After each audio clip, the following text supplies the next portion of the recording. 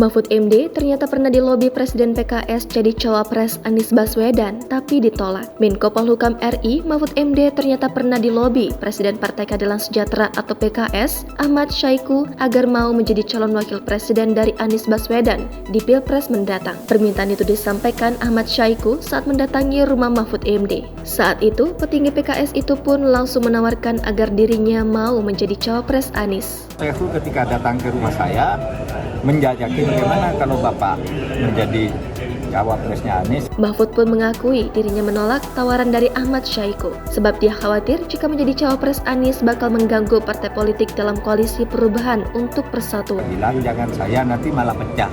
Anies kalau nanti koalisinya nggak setuju malah Aniesnya nanti nggak dapat tiket kalau partainya satu keluar. Diberitakan sebelumnya, Partai Nasdem mengungkapkan bakal calon wakil presiden pendamping Anies Baswedan sudah mengerucut ke satu nama. Ketua DPP Partai Nasdem, Willy Aditya mengatakan bakal cawapres itu sudah diputuskan dalam tim 8 koalisi perubahan untuk persatuan. Cawapres itu sudah kita putuskan di tim 8 jadi satu nama, iya.